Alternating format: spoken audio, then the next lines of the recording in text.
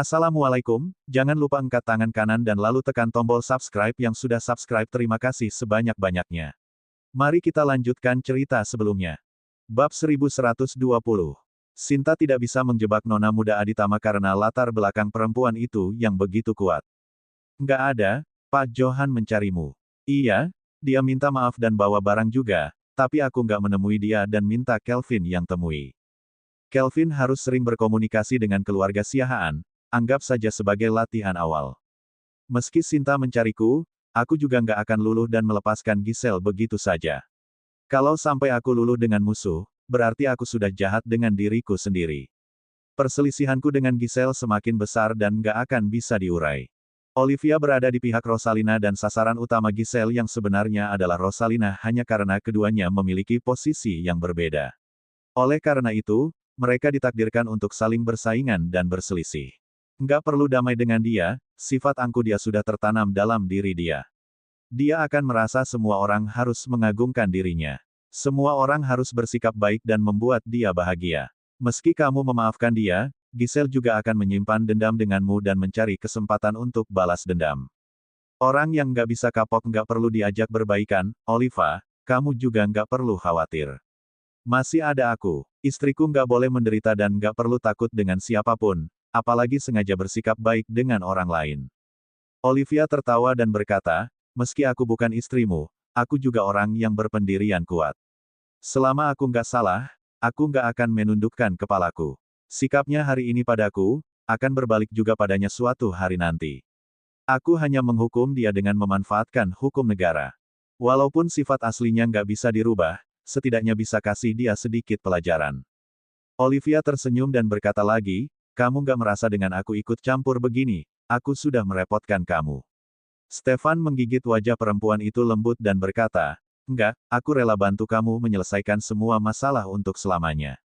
Ada yang mau aku sampaikan padamu. Nenek dan kakekku menyebar berita bohongan di kampung. Katanya papaku bukan anak kandung merek. Papa belum sempat balas budi pada mereka dan sudah meninggal. Sudah seharusnya papaku meninggalkan sebuah rumah sebagai bentuk terima kasihnya pada kedua orang tuanya. Mau aku bantu cari tahu apakah papamu anak kandung mereka atau bukan? Tanya Stefan. Sudah pasti anak kandung. Papaku mirip sekali dengan kakekku. Kalau nggak kandung, mana mungkin mereka mirip? Kalau mereka berani tes DNA denganku dan memastikan nggak ada hubungan darah, maka aku akan percaya. Kalau tidak, berarti semuanya bohong. Stefan diam sejenak dan berkata, dunia ini terlalu besar, ada orang yang mirip meski nggak ada hubungan darah. Belum tentu papamu anak kandung walaupun mirip dengan kakekmu. Sikap mereka pada orang tuamu sangat kejam, nggak seperti sikap orang tua pada anaknya. Bisa jadi papamu memang bukan anak kandung. Memangnya orang di kampung nggak tahu itu anak kandung apa enggak? Dari kecil aku dan kakakku nggak pernah mendengar kabar tentang papaku yang bukan anak kandung. Stefan berpikir sejenak dan berkata, mungkin kamu nggak tahu istrinya Yose yang diangkat jadi anak oleh keluarganya Mundita. Mereka memang ada seorang anak perempuan yang bernama Mulan, tetapi meninggal karena sakit. Kebetulan di kamar rawat putrinya mereka menemukan istrinya Yose. Setelah itu mereka membawanya pulang dan menjadikannya sebagai pengganti putrinya. Karena usia keduanya sama, maka orang-orang di kampung nggak akan ada yang menyadari musibah tersebut. Mereka beranggapan istrinya Yose adalah Mulan yang sesungguhnya. Kamu merasa papaku juga dijadikan pengganti anak kakekku yang ketiga? Stefan mengangguk dan menjawab, nggak ada salahnya. Juga kalau mau cari tahu. Kalau memang anak kandung, maka sikap mereka memang sangat kejam. Kalau bukan anak kandung, wajar saja kalau sikap mereka selama ini seperti itu. Untuk apa repot-repot cari tahu? Langsung minta Hendar datang dan tes DNA dengan aku saja. Sudah pasti saudara sepupu punya. Hubungan darah juga. Bab 1121. Stefan berpikir sejenak dan berkata, cara seperti itu juga boleh. Tes DNA merupakan cara paling cepat dan juga paling kuat. Besok aku atur orang untuk bawa dia kemari. Nanti kamu dan Hendra tes DNA saja. Bisa dijadikan bukti waktu gugatan nanti biar mereka nggak berkutik. Beda ceritanya kalau Hendra bukan cucu kandung mereka. Bagaimana kalau Hendra bukan cucu mereka? Tanya Olivia. Keduanya terdiam hingga akhirnya Stefan berkata, kalau gitu langsung DNA dengan kakeknya saja.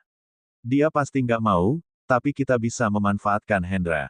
Minta dia cabut 10 helai rambut kakekmu. Ingat harus cabut sampai ke akar baru ada hasilnya. Tidak harus menggunakan darah untuk uji DNA. Hendra merupakan anak paling kecil di keluarganya dan trauma dengan Olivia.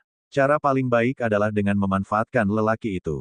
Olivia merasa ide Stefan cukup bagus dan berkata, kalau begitu ikut saja dengan saran kamu. Kita minta Hendra ambil rambut kakek dan tes DNA. Begitu hasilnya keluar, kita akan tahu papaku anak kandung mereka atau bukan. Perbincangan mereka membuat perjalanan terasa singkat. Tidak butuh waktu lama mereka tiba di villa puncak bukit yang berada di kawasan elit. Bilesti keluar dan membukakan pintu gerbang. Melihat sosok Bilesti, mendadak Olivia teringat akan hal mengenai penambahan gaji. Dia mendiskusikan hal tersebut pada Stefan.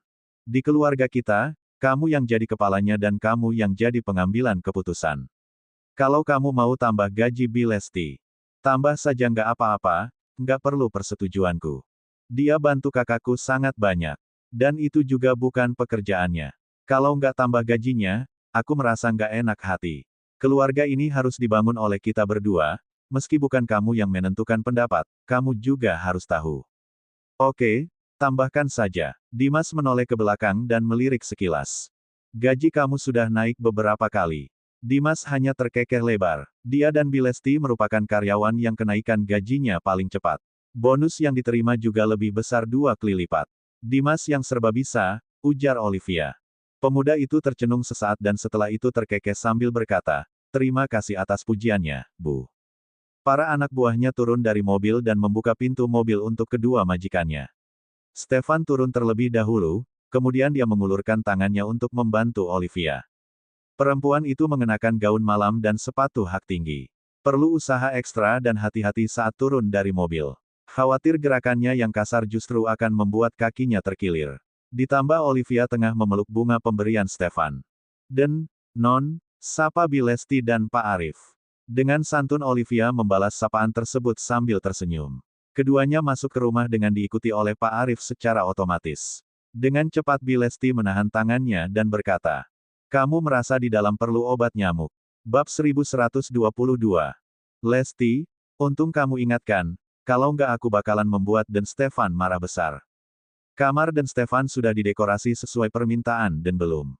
Tanya Pak Arif. Sudah, romantis sekali. Dijamin, Non Olivia akan merasa berbeda dan bisa membuat hubungan keduanya semakin bertambah. Dengan penuh pengharapan Bilesti berkata, semoga Non Olivia segera dapat kabar baik. Kalimat seperti ini cukup kamu katakan di hadapanku saja, jangan sampai di hadapan Non. Nanti Non Olivia tertekan, hubungan mereka juga belum lama, kemungkinan masih mau menikmati masa berdua dulu. Meski Pak Arif juga menginginkan kehamilan Olivia. Akan tetapi jika majikannya ingin menikmati waktu berdua dulu, sebagai karyawan hanya bisa menunggu saja. Aku tahu, aku nggak akan bahas hal seperti ini di hadapan Non Olivia, aku jauh lebih berharap. Non Olivia dan Den Stefan harmonis dibandingkan kalian semua, kaya Bilesti. Dia menjadi saksi dari perjalanan cinta majikan mudanya itu.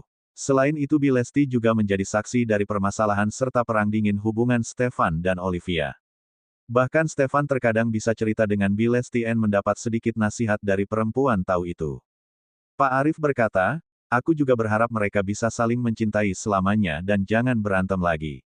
Sebelumnya dia ada urusan dan cuti sehingga meminta Pak Marwan yang menggantikannya. Kebetulan saat itu Stefan tengah membuka jati dirinya yang sesungguhnya. Olivia tidak bisa menerimanya sehingga keduanya berantem. Kejadian itu membuat mereka semua panik hingga Pak Marwan menghubunginya terus untuk segera kembali. Semua lelaki di keluarga Aditama sangat sayang dengan istrinya, ujar Bilesti. Dia mencoba menenangkan dirinya sendiri. Ucapan Bilesti dan Pak Arif tidak didengar oleh Olivia. Ketika dia dibawa oleh Stefan ke dalam ruang tamu utama, perempuan itu dibuat terkejut oleh pemandangan di dalam sana. Dekorasi dalam ruangan tersebut sangat cantik dan romantis. Berbagai balon dan bunga segar bertebaran di sekitar. Karpet merah yang memanjang hingga ke arah kamar dengan kelopak bunga yang ada di sekitarnya. Selain balon dan bunga segar, terdapat banyak sekali foto Stefan dan dirinya. Semua foto tersebut dari kebersamaan mereka selama ini. Ada foto mereka tengah berbelanja di supermarket, ketika makan bersama serta bermain ayunan di taman. Olivia tidak tahu foto-foto tersebut diambil sejak kapan dan di mana. Akan tetapi, Di suasana romantis seperti ini melihat kembali foto-foto tersebut membuatnya teringat kembali semua kejadian senang, sedih, susah. Yang paling banyak menghampiri ingatannya adalah kejadian menyenangkan yang manis. Stefan menatap ekspresi terkejut dan bahagia Olivia dan memuji dirinya sendiri. Dia tahu ide romantis yang dia pikirkan. Ditambah dengan sedikit bantuan dari semua orang membuatnya berhasil meluluhkan hati Olivia. Bukan hanya Reiki yang pintar bersikap romantis, Stefan juga bisa. Reiki bisa membuat Junia merasa menjadi perempuan paling bahagia, dia juga bisa membuat Olivia merasakan hal yang serupa. Istrinya tidak perlu merasa iri dengan Junia lagi. Stefan, cantik sekali. Aku merasa diriku dikelilingi oleh rasa bahagia, kata Olivia sambil menggenggam tangan Stefan dengan erat. Lelaki ini benar-benar niat dan Olivia tahu kalau tidak mudah bagi lelaki seperti Stefan bersikap romantis. Aku mau foto dan video momen ini. Biar bisa aku lihat kembali. Sewaktu-waktu, semua yang ada di hadapannya ini akan dia simpan karena merupakan sesuatu yang sudah disiapkan oleh Stefan. Dia akan menikmatinya lagi ketika mereka sudah tua nanti. Bab 1123.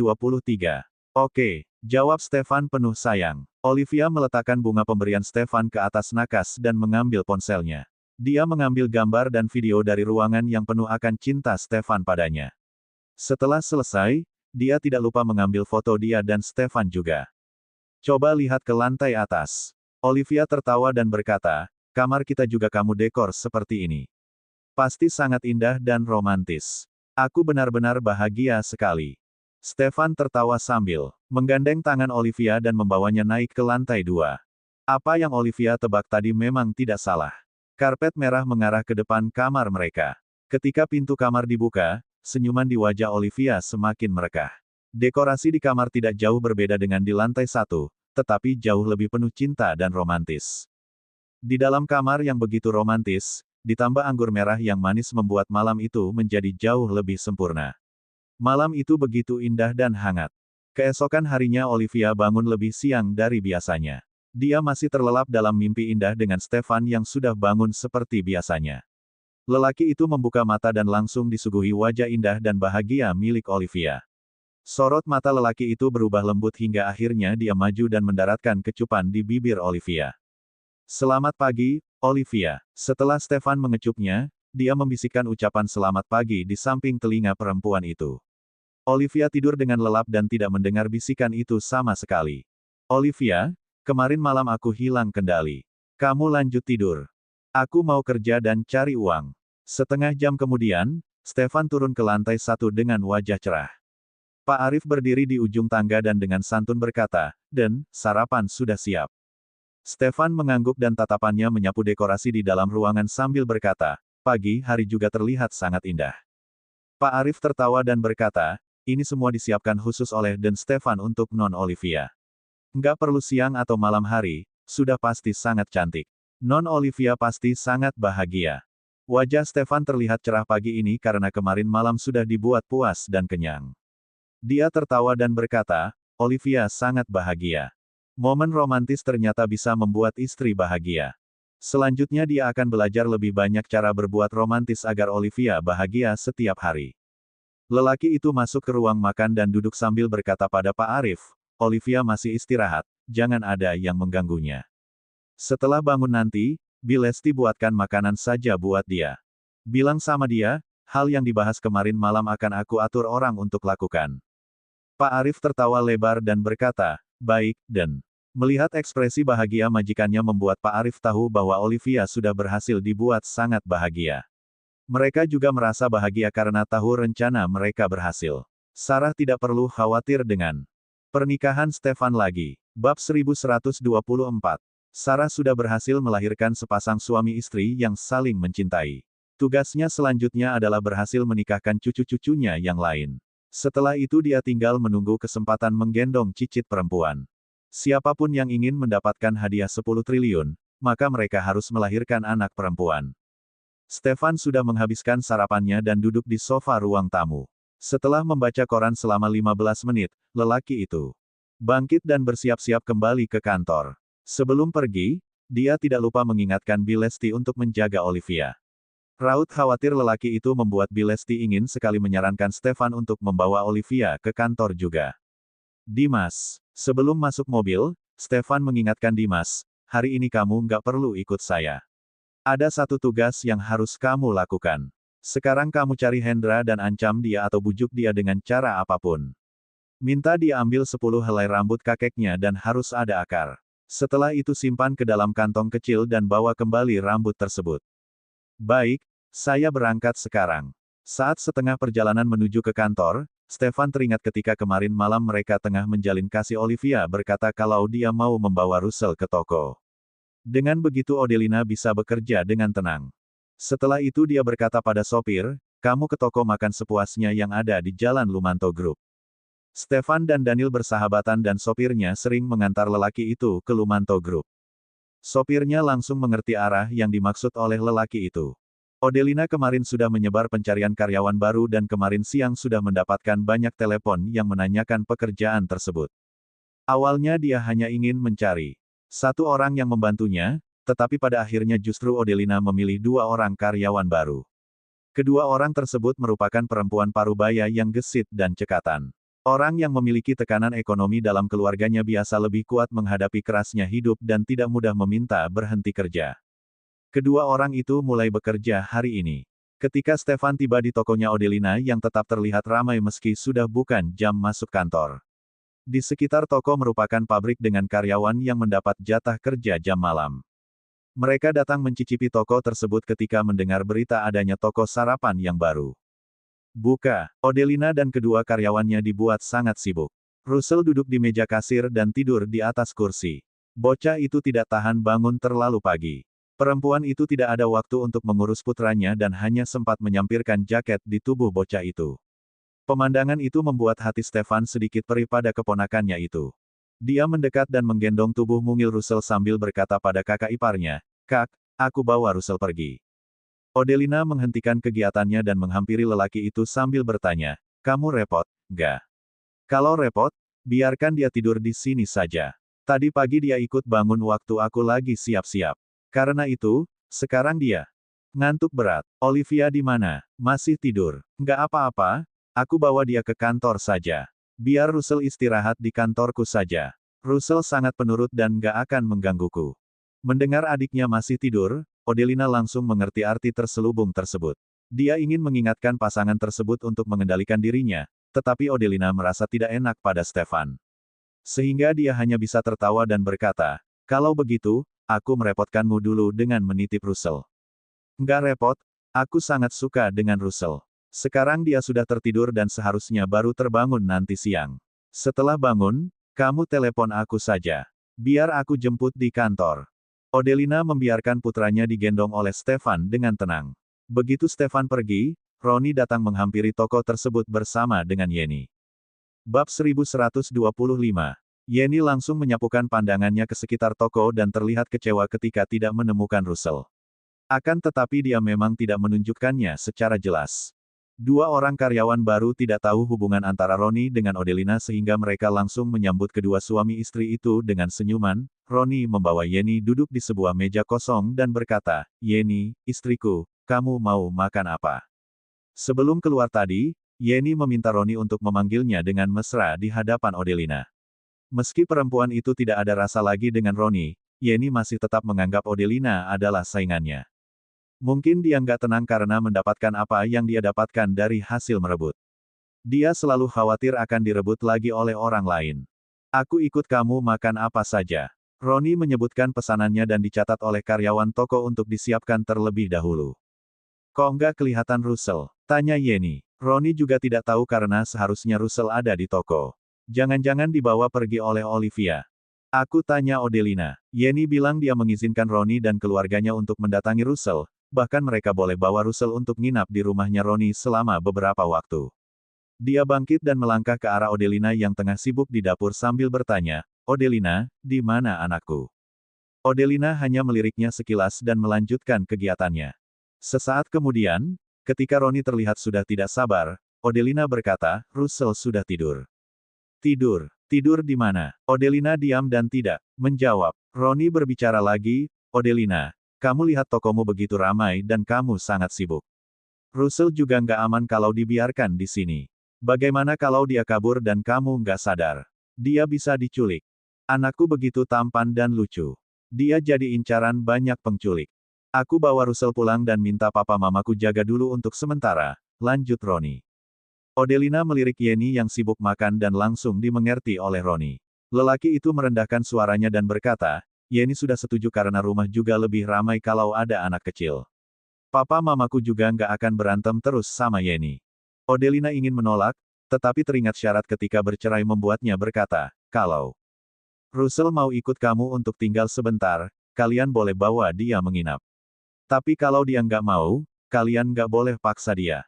Dia menyerahkan semua keputusan di tangan anaknya. Russell bersedia jalan-jalan dan main bersama ayahnya, tetapi tidak akan mau tinggal di tempat yang tidak bisa melihat ibunya. Kenapa nggak mau? Itu juga rumah dia. Aku ini papa kandungnya dan orang tuaku juga kakek nenek kandungnya Russell. Papa mamaku sudah terbiasa rawat anak dan mendadak mereka terasa hampa karena nggak menjaga anak. Setiap hari selalu minta Russell dibawa ke mereka untuk mereka rawat. Kamu tenang saja, hak asuh Russell tetap di tangan kamu, aku nggak akan merebutnya. Aku hanya mau bantu mengambil bebanmu dan juga semua ini demi keamanan Russell, tambah Roni. Kamu letakkan Russell yang sedang tertidur di mana? Setelah sarapan langsung aku bawa pergi. Kalau kamu buka usaha dan mencari uang, aku nggak akan mengaturmu. Akan tetapi anakku yang masih kecil harus ikut kamu menderita. Aku yang sebagai papanya nggak tega. Bab 1126. Russell ikut om dia pergi. Pak Stefan. Bukannya Russell sedang tidur. Iya, Stefan bawa dia pergi. Kalau kamu mau jemput Russell, jemput di Aditama Group saja, ujar Odelina. Kalau Russell nggak mau tinggal beberapa hari sama kalian, kalian bisa cari dia di tokonya Olivia kalau mau melihatnya. Aku sibuk dan memang sulit menjaganya. Selanjutnya Russell akan main di tokonya Olivia. Kening Roni berkerut dan tidak tahu harus berkata apa. Kalau meminta Russell yang memilih, sudah pasti bocah itu akan memilih tantenya dibandingkan ayah kandungnya. Sewaktu dia membujuk putranya beberapa waktu lalu, Russell terlihat sangat senang ketika Roni mengatakan akan membawanya ke kebun binatang. Namun pada akhirnya bocah itu justru pergi dengan Olivia dan tidak mau ke kebun binatang. Roni cukup mengerti kalau sebagai ayah dirinya tidak cukup layak. Meski putranya memanggilnya dengan sebutan ayah, tetapi posisi ayah di dalam hati anaknya justru tidak begitu penting. Roni kembali ke mejanya dan duduk diam. Yenny bertanya, ekspresimu nggak begitu enak. Kenapa? Ribut lagi. Russell nggak ada. Russell dibawa pergi oleh Stefan. Dia bilang Russell nggak mau tinggal dengan kita dan kita nggak boleh paksa. Papa mamaku nggak pernah merawat Russell dan dulu aku selalu sibuk. Hubunganku dengan Russell memang nggak begitu dekat. Tentu saja dia nggak mau tinggal dengan kita. Setelah Roni diam sejenak, dia kembali berkata, kalau kita mau lihat Russell, kita datang ke sini saja. Dalam hati Yenny sangat panik, tetapi ekspresinya terlihat biasa sambil berkata, walaupun anak dan ayah kandung, juga pasti butuh waktu untuk bangun hubungan itu. Kalau kamu ada waktu, kamu harus sering lihat dia dan ajak dia makan enak, ajak dia pergi main juga. Lambat lain dia akan percaya dengan papanya dan mau tinggal denganmu. Iya, nggak buru-buru. Pelan-pelan saja, kayak Roni. Bagaimana kalau akhir pekan ini kamu bilang sama Odelina kalau kita akan bawa Russell ke kebun binatang? Boleh juga, waktu itu dia bahagia sekali waktu aku bilang mau ke kebun binatang. Roni tidak tahu apa yang sedang direncanakan oleh Yenny. Dia pikir perempuan itu memang ingin akur dengan Russell dan setelah itu segera mempunyai anak. Dia menerima semua saran dari Yenny.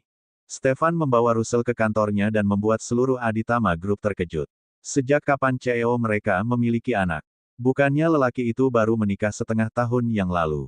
Stefan memang sangat menyayangi keponakannya ini. Bahkan lelaki itu tidak mengizinkan anak buahnya untuk membawa Russell turun dari mobil. Dia menggendong bocah itu dan melangkah masuk ke dalam kantor. Tatapan penuh sayang dan lembut milik lelaki itu membuat semua orang tercenung. Bukan rahasia umum kalau lelaki dari keluarga Aditama sangat memanjakan istrinya. Mereka pikir CEO yang dingin itu tidak akan memiliki kesabaran banyak untuk menjaga anak. Ternyata Stefan ada bakat untuk mengasuh anak juga. Setelah lelaki itu masuk ke dalam lift bersama dengan Russell, dua orang resepsionis yang ada di sana baru berani berbisik-bisik. Itu anaknya Pak Stefan atau? Resepsionis itu menggantungkan ucapannya dan melihat temannya. Setelah itu temannya berkata, kamu nggak tahu ibu bos ada seorang kakak. Tahu, Kedua orang tua Bu Olivia meninggal dan dia hidup berdua dengan kakaknya. Oh, aku mengerti. Anak kecil itu keponakannya Bu Olivia. Katanya kakaknya cerai dan anaknya ikut dengan kakaknya. Anaknya itu baru 2 atau 3 tahun. Bab 1127. Resepsionis itu tampak menyadarinya dan tertawa sambil berkata, tepat sekali. Pasti itu keponakannya Bu Olivia. Nggak ngangka Pak Stefan bisa bawa keponakannya ke kantor. Sepertinya Pak Stefan ingin sekali jadi seorang ayah. Atau jangan-jangan Bu Olivia sudah hamil. Jadi Pak Stefan lebih awal menjaga keponakannya sambilan belajar biar nanti siap jadi ayah yang sesungguhnya. Russell tidur dengan pulas dan tidak terbangun ketika digendong oleh Stefan ke kantornya. Hingga pada akhirnya Stefan meletakkan bocah itu di atas kasur ruang istirahat agar tetap tertidur. Lelaki itu berjongkok untuk melepaskan sepatu Russell kemudian jaket bocah itu. Terakhir dia tidak lupa memasangkan selimut di tubuh Russell. Melihat wajah lucu yang tertidur pulas tersebut membuat hati Stefan meleleh. Dia tidak tahan untuk tidak mengecup wajah Russell sambil berkata, Russell, melihatmu membuat Om ingin cepat-cepat melahirkan adik buat kamu. Russell yang berusia tidak sampai 3 tahun itu tidak membalas ucapan Stefan. Lelaki itu memilih untuk keluar dari ruang istirahat. Tiba-tiba terdengar suara ketukan pintu dari Selfie. Pak Stefan, Pak Daniel sudah datang. Stefan teringat bahwa dia sudah janji dengan Daniel untuk membicarakan proyek kerjasama. Lelaki itu mengangguk dan meminta Selfie untuk membawa Daniel masuk ke ruangan. Stefan, katanya kamu bawa bocah kecil ke kantor. Dia anak di luar nikah. Kamu benar-benar hebat. Kita sudah berteman sekian lama, tapi aku nggak tahu ternyata kamu sudah punya anak di luar sana, ujar Daniel ketika masuk. Dengan kesal Stefan berkata, dia bukan anakku, dia ada papa dan mamanya sendiri. Tapi ada yang suka sama dia dan ingin sekali jadi papanya. Russell, Daniel berkata dengan cepat dan tanpa pikir panjang. Setelah itu dia merasa ada yang salah dan aneh. Tadi Stefan berkata ada yang ingin sekali menjadi ayahnya Russell, dia langsung menjawabnya dengan begitu cepat. Kenapa rasanya tepat sekali? Dia memang sangat menyukai Russell dan berharap bocah itu adalah putranya. Akan tetapi dia tidak tertarik dan tidak memiliki rasa pada Odelina. Selain Russell memangnya bisa ada siapa lagi? Orang lain nggak? Tahu aku? Memangnya kalian bisa nggak tahu? Kalau aku ada anak yang berusia 3 tahun, sudah dari awal sudah membuat heboh. Stefan jalan mendekat dan mempersilakan Daniel duduk di sofa. Akan tetapi lelaki itu tidak duduk dan memilih untuk berjalan ke arah ruang istirahat sambil berkata, Russell lagi main di dalam. Atau lagi tidur. Pantas saja waktu aku lewat makan sepuasnya dan melirik ke dalam, tetapi nggak melihat Russell. Dia lagi tidur, jangan bangunkan dia. Enggak, aku hanya mau cium pipinya saja. Aku gemas kenapa dia bisa begitu lucu. Stefan membiarkan dia masuk dalam ruang istirahat sejenak. Setelah itu Daniel keluar dan wajahnya berubah lembut. Ada raut puas juga di sana, mungkin lelaki itu baru saja membasahi wajah Russell dengan air liurnya sendiri. Russell mirip dengan kakakku, ujar Stefan tiba-tiba.